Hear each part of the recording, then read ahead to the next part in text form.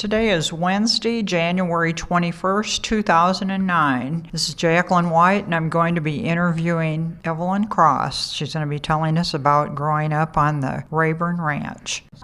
I am Evelyn Cross. My maiden name was Henson, Henson, and my father was James Henry Henson, and he was better known as Buck Henson. My mother was Pauline Telford Henson. Mom and Dad were married for 49 years, and there were 3 of us children. I have a brother, James Henson, who lives in Ector. I have a sister, Robbie Fox, who lives here in Bonham, and then myself. First of all, I'm going to tell how Dad came to work on the ranch. My uncle worked on the Dick Rayburn farm south of Ector, which was called the Dick Rayburn Farm, but was owned by Mr. Sam and the brothers. We had had a crop failure that year, and my uncle came to my dad and told him that he could probably come to work at the Rayburn Farm at Ector.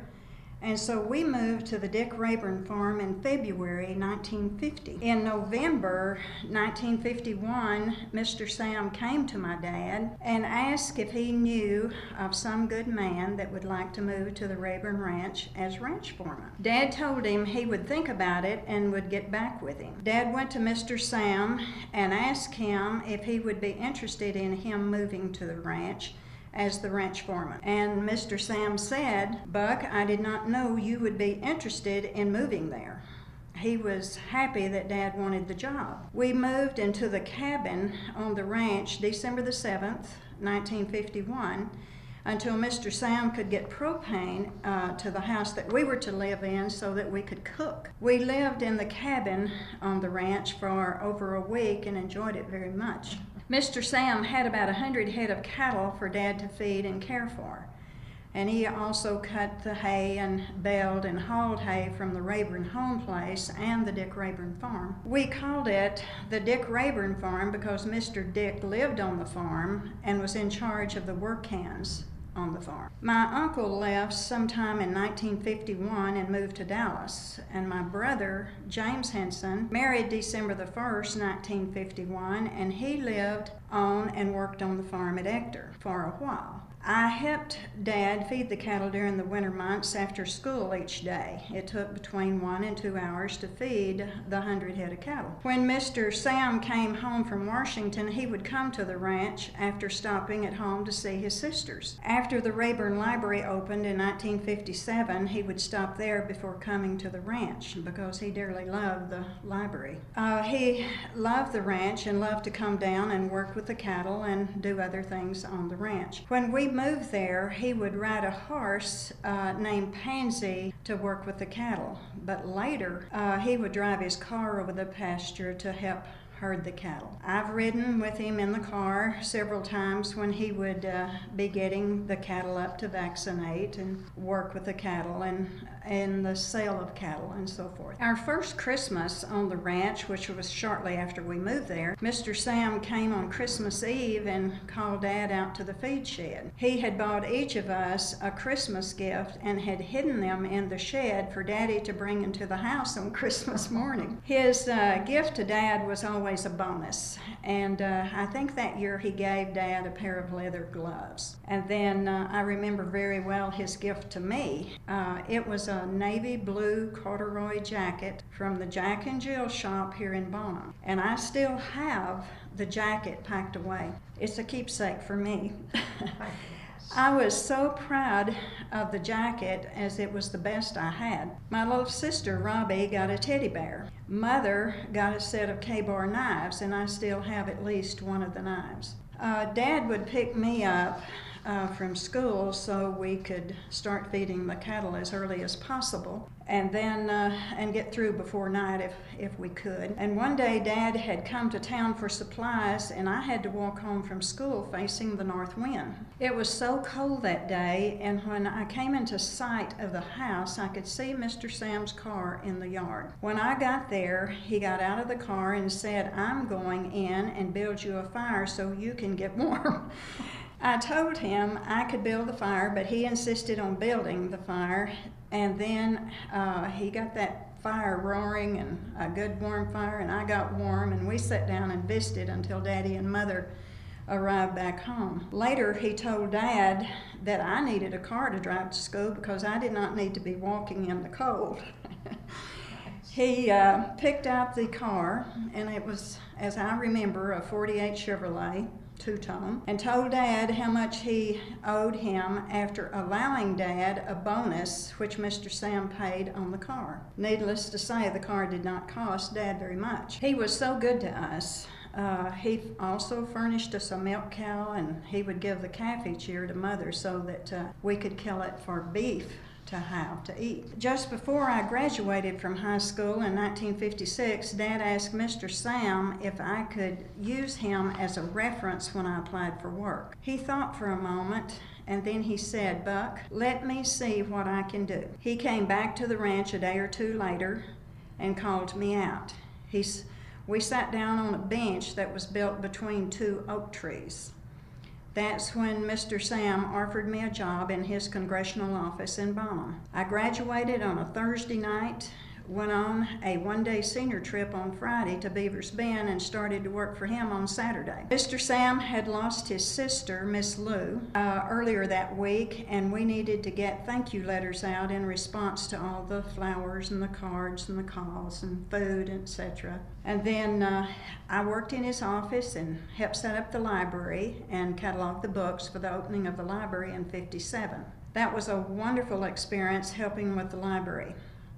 It's something I will never forget, getting to meet all the dignitaries and everyone that came for the dedication of the library. He had brought Carl Trevor from the Library of Congress, if I remember the right place of work, to set up the library. When Congress adjourned and Mr. Sam arrived back in Bonham, he came to the library, and Mr. Trevor told him if he did not hire me to work at the library, that he was going to take me back to Washington with him to work at the Library of Congress. Mr. Trevor was proud of how quickly I learned the work, so I went to work for the Sam Rayburn Library. Mr. Sam did not want me as a single girl in Washington. I worked for the library until the spring of 1960, and I went back to work for Mr. Sam at that time.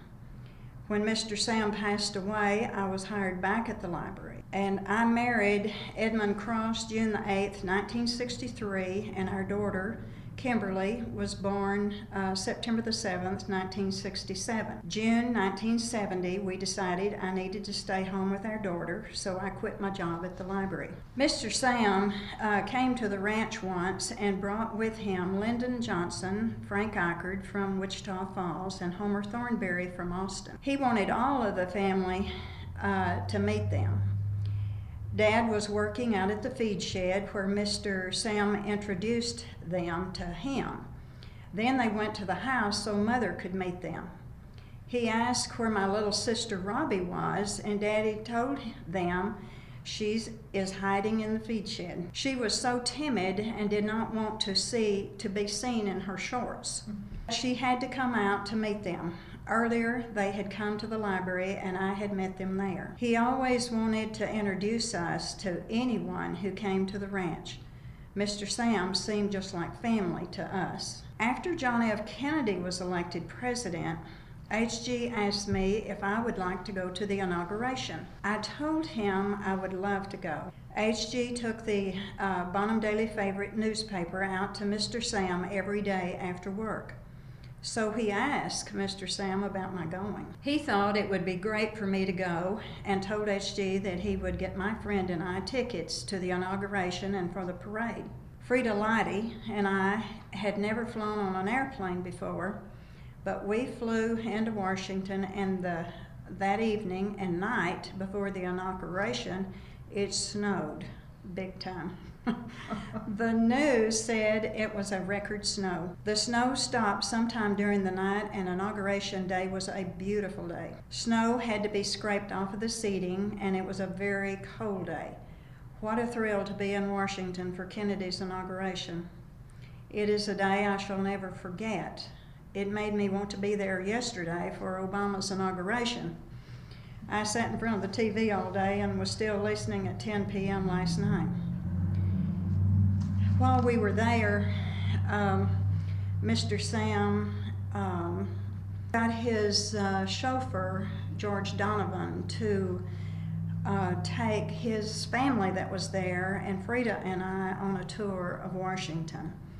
And that was something to remember too. Then following the inauguration, the following day, Renee Kimbrough's husband, who was a guide in the Capitol building, took us on a tour, also took us to Mount Vernon and to the Library of Congress and so forth. So it was a wonderful trip. After Mr. Sam became ill and was in Baylor Hospital in Dallas, my dad and I went to Dallas to see him. He came back to Bonham and was later admitted to the Risser Hospital. We also visited him in the hospital there. It was heartbreaking to see him knowing that he could not get well.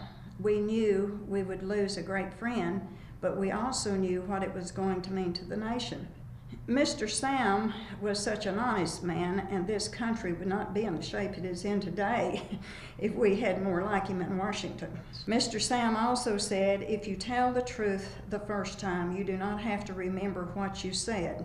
And maybe that would be a good thing for people in Washington today to remember. And that may be why I hate for someone to tell a lie, and I really do. HG and I answered the mail when it came into the Bonham office. Letters written on tablet paper was very important to Mr. Sam. He knew the letter was probably from someone who needed his help. He tried to help the people with their problems, especially those in his district. I remember a young man who was in the service and was trying to get a hardship discharge. He had a wife and children, and one of the children had health problems. Their doctor had sent this child to a doctor in Dallas and was told they would have to bring the child back and forth for treatment. This young man had been unsuccessful in getting a hardship discharge and was asking Mr. Sam to help him. Mr. Sam started working on this case, knowing the young man would have to return to duty within a few days. Mr. Sam was able to get the discharge for him, but we knew he would be leaving the next day for duty. And I was sent to their house to tell him the discharge had been granted and he did not have to return to duty. This was one happy family. Mr. Sam liked coming to the ranch to cut wood. He would come down and help Daddy cut wood and would always bring lunch for them. He would wear a pair of boots that had been cut across the top to make them more comfortable. He would wear a handkerchief on top of his head with a hat on top of it. Daddy always said you could tell he really enjoyed being in the woods, cutting wood, or anything else to come to the ranch to work on. He loved coming to the ranch. We had to draw water from a well for drinking and cooking and bathing and so forth. I can remember him telling me one time when he saw me drawing water that you are building muscles drawing that water. After my mother had surgery in August 1956 and almost died, he was there one day and my sister had a broken bone in her arm and the two of them were trying to draw a bucket of water. He told them that he would have a pump put into the well so we did not have to draw water anymore. When I was in high school, I had a lot of sore throats, and we tried to get Dr. Risser to take my tonsils out, but he just refused to do so. He said the tonsils were put there for a reason. Mr. Sam knew that I was having to miss quite a bit of school, and so he said he would talk to Dr. Risser and see what he could do about it. The next time I went to see Dr. Risser, I asked if Mr. Sam had talked to him about taking my tonsils out, and he said yes, but he didn't get any further with the suggestion than I did. I had mentioned earlier about walking home from school and seeing his car parked in the driveway at our house. I would like to say that at this time I owned the car that was parked in the driveway. It's a 1953 Chevrolet, and my husband and I had it redone not long before my husband passed away in 2007.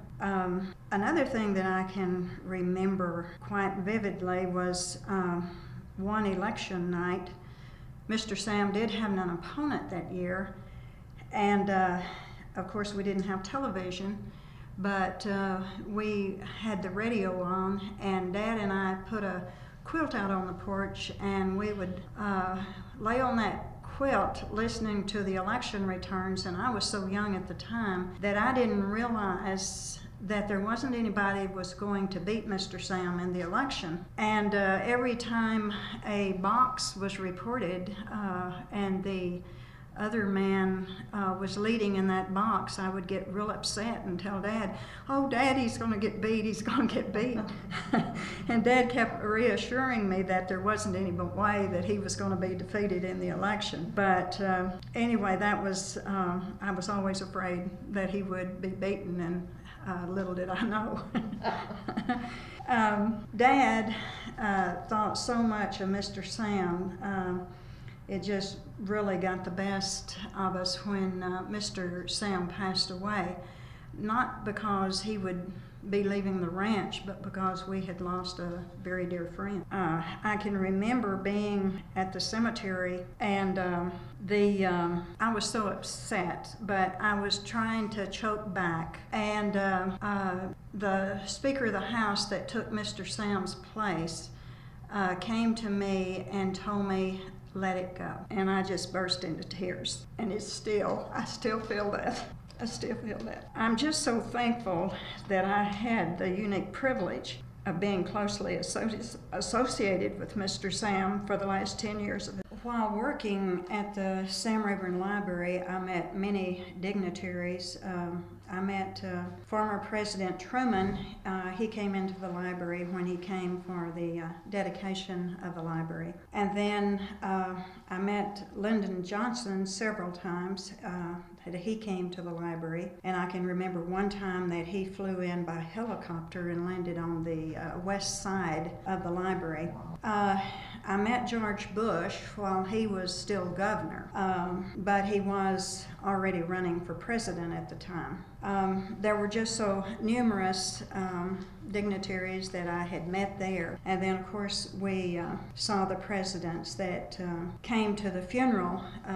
We didn't get to shake hands with President Kennedy, but we did get to see him there. And, of course, I had attended the inauguration. And that is something that I would never have been able to do if it had not been for Mr. Sam, and that is to go to the inauguration. And he had Frida and I back in his office the second day after the inauguration, and he took us down to the floor of the House and wanted us to be able to sit in the speaker's chair. But every time we went down, they had a tour going on, and so I never did get to sit in the speaker's chair, but I had been in there.